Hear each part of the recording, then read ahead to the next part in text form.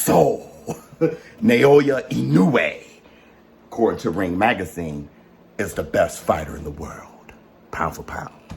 They ranked him number one with their newest list, pound for pound. I know it's driving a lot of people crazy, and my first response is this. I agree. Naoya Inoue is probably the best fighter in the world, pound for pound. Now, before you guys go crazy and jump in the comments and lose your minds or leave, and understand this. Number one, pound for pound is subjective, okay? For me, the reason why I can agree with Ring Magazine with Naoya Inoue being number one, well, it's because Naoya Inoue has been in the top three pound for pound for a few years now. And for me, understanding that pound for pound is subjective, if you're anywhere in the top three and someone puts you at number one, I'm fine. For me, when it comes to the men's pound for pound, Usyk, Terence Crawford, Naoya Inoue is the top three men pound for pound fighters in my opinion. So if you have Terence Crawford at number one, Usyk at number one, or Inoue at number one, I'm fine. I'm not losing my mind, okay? Before I talk about why I agree with Naoya Inoue being number one, let's talk about pound for pound. Pound for pound, the term pound for pound was coined due to Sugar Ray Robinson, okay? Sugar Ray Robinson, we all know that the heavyweight division, whoever the heavyweight champion was, he was the darling of the sport, right? He was the number one guy. The idea is that nobody can beat the heavyweight champion, the baddest man on the planet. Well, just the eyeball test and looking at accomplishments, everyone kind of knew Sugar Ray Robinson was the best fighter in the world. They coined the phrase pound for pound. Now, me, I don't really look at it like many people do, saying things like, well, if Errol Spence was a heavyweight, if Tyson Fury was a bantamweight, I don't do it like that. But the way I list my pound for pound is, how well did you do against your contemporaries? How well did you do against your opponents? How your resume look? Your accomplishments, things like that, okay? And just the eyeball test, the skill test. That's why fighters like Shakur Stevenson could be in someone's pound for pound because, okay, yeah, he's had these accomplishments. Resume not as good as everybody else, but he looks so good. His skill level is so amazing that he's in the pound for pound. You have people that do it that way, which is understandable. You have people that put more weight on accomplishments.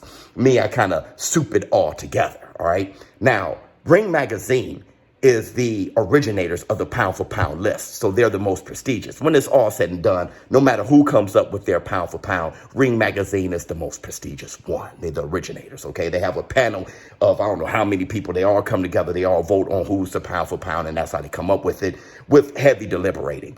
And they came up with Naoya Inoue being number one. Now, let me tell you why I agree. Naoya Inoue, what? He's a champion, 3-division world champion, and unified at bantamweight.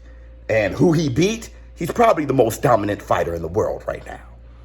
If you don't watch anything lower than lightweight, you only watch Shakur Stevenson and then lightweight up, you won't know. And a lot of times, people are only a pro of what they know. If you don't know Naoya Inoue, then it's kind of hard for you to say, he's not the best. If you know him, you know he has one of the better resumes in all of boxing.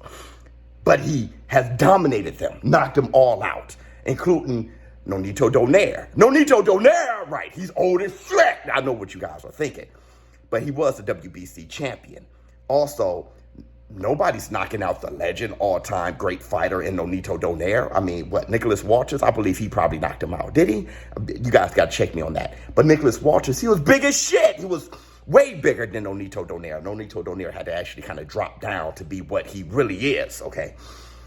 Nobody's knocking him out, especially in the second round in dominant fashion the way Naoya did. But that's not why he's even ranked in the pound for pound. It's not Nonito Donaire. It's what he's been doing.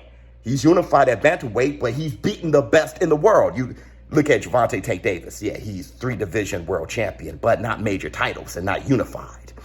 All right? You look at Devil the Dream Haney. He's undisputed, but he doesn't have the resume that Naoya Inoue has. And he hasn't been knocking everybody out. But the resume ain't even close to Naoya Inoue. Terence Crawford, you can argue, like I said, Usyk.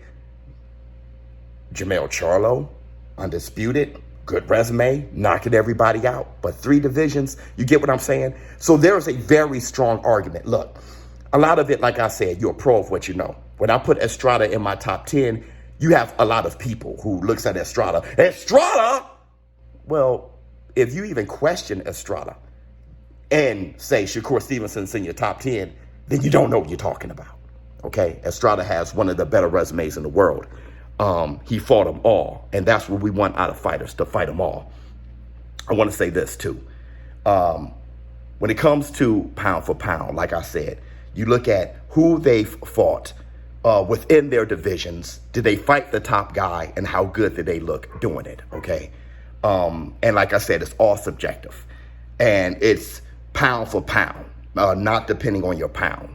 And I know a lot of you who know this channel know that I put women in my pound for pound list. Understand that my pound for pound list, I have a men's, a women's, I have an all non-gender specific, all inclusive pound for pound list. My idea is, if you can say, well, who Inoue has fought makes him the best, then I do the same thing for women, right? Who he has fought as a bantamweight, his competition, and how good he looked. Well, how good did Clarissa Shields look, Katie Taylor look against their competition?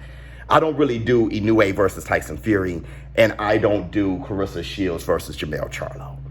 But what I do is I match them up. I look at what they've actually done in the ring without coming up with some imaginary what if fantasy matchup. I look at what they've actually done and I rank them there. It's easier to measure there. So when I think of pound for pound, I see it as all subjective. And if you have Usyk, Terrence Crawford, or Inoue in your top three, and one of them you have as number one, no matter who it is, I can't disagree with you. Showbiz, the adult. Goodness, pound for pound. There's a few things I don't agree with, but Naoya Inoue number one, that's fine. I'm out.